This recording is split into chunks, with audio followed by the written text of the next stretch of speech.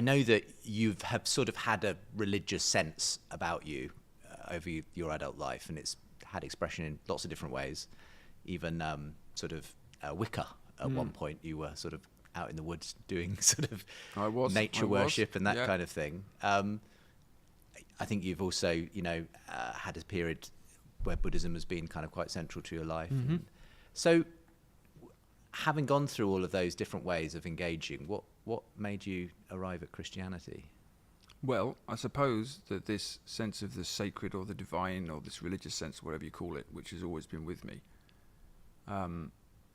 it just became stronger as I got older. The more I thought about, if you approach, say you're looking at the environmental crisis and you start saying, well, why is this happening then? You sort of cycle through a lot of questions, and if you keep asking the questions, you say, well, maybe it's politics, maybe we need someone else in power, and then you realize it's not that, and then you say, well, maybe we need a revolution. Well, no, that's not going to happen, and it probably would make it worse. Maybe it's about capitalism. Well, it is, but it's bigger than that as well. Maybe it's about industrialism. Yeah, it sort of is that, but it's bigger than that as well. You keep going down and down and down, and you realize that, as I say, I think that what's the crisis is not technological or economic or political. It's cultural, which means actually it's spiritual, because it's about our relationship with the rest of life, and what we think a human is, and what we think nature is, and what we think the world is, and then that's a theological question. That's a spiritual question. So, by the time I was 40 or so, I thought, well, I think I need to go and I need a spiritual path here. I think I need to learn from the wisdom of the ages, because there's something bigger going on. So, yeah, I the first place I went was Buddhism, which is often the case with Western people these days, because Buddhism is very accessible.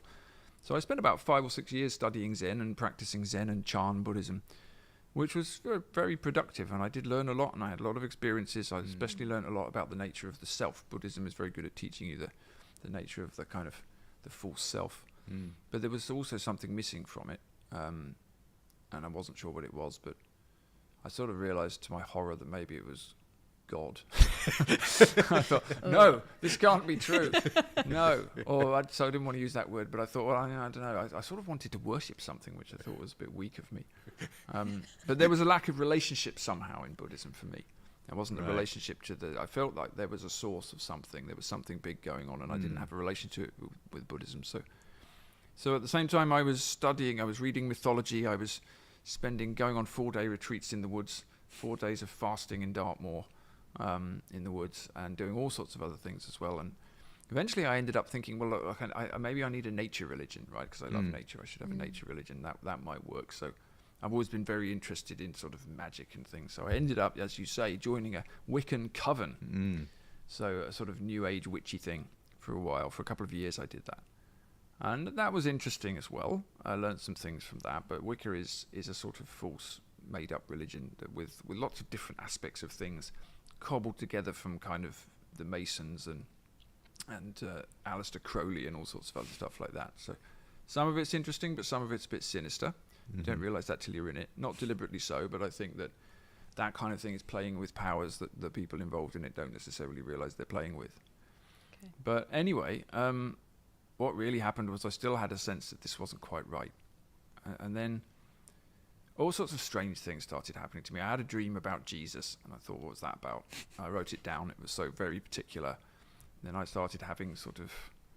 Weirdly, I kept meeting Christians everywhere, so I felt like something was happening, right? So I felt like all these Christians were coming towards me. At the time, I was running this writing class, and suddenly I had all these priests saying, "Can you help me with my writing?" Don't you hate it when that happens? Terrible. I know, they're everywhere. And then I do things like discovering that friends of mine who I hadn't known were Christian were actually Christian, and then all sorts of stuff. And then suddenly it was Christians everywhere, and I was going, "What's going on?" And then I really started to have a sense that I was being dragged out of Wicca by something or someone, and being told not to do this anymore. And I felt like I knew who it was, but I didn't want to think about that.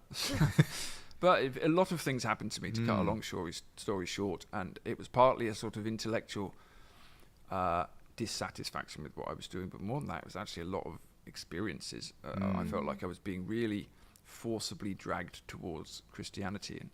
And C.S. Lewis wrote about this very famously, didn't he? For fearing the approach of the one who he desperately desired not to meet. It was a bit like that. Yes. So in the end, I just thought, maybe I'm a Christian. Damn, this is bad. I don't want to be a Christian. Don't like Christians. Don't like this. This is bad.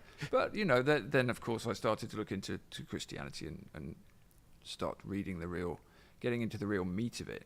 And then, of course, you realise that it's not what you thought it was, and that the depth of it and the cosmology of it is really not what you thought you learned at school.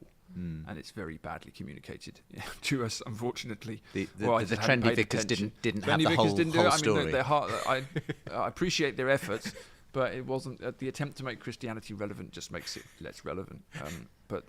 Anyway, so I just started looking around and walking into churches and sitting at the back and things. And eventually, I walked into an Orthodox monastery, a new Orthodox monastery that's opened in Ireland, the first one, very small, just a few minutes from my home actually, and I went to the Divine Liturgy, and I'd never experienced anything like that before, and after you've been to 2 or 3 you can't stop, and here I am. Now I turn out to be an Orthodox Christian, and it's interesting, there's a friend of mine, Martin Shaw, who you've spoken to before, and he's also recently become an Orthodox Christian after 10 years of being a sort of pagan storyteller. I know Martin very well, and somebody asked him recently, they said, why did you convert to Christianity then? And he said, I don't think I did. I think I just realised I was a Christian all along. And I kind of feel the same, actually. I kind of feel like when you join the Orthodox Church, people say, welcome home. It's very nice. And it's a weird thing in one way, because I'm a member of the Romanian Orthodox Church. It's not my home. I'm not Romanian. Yeah. But in another way, in a deeper way, it does feel like that. It feels like you've come back to something you sort of always knew. It's very prodigal son. You sort of feel like you're coming back to something. I did anyway. So I don't feel like I've converted to something weird and new and strange at all. I feel like I've gone, this was what it was all about. about. This is where I came from. This is what I've been circling around my whole life. So it's a strange feeling.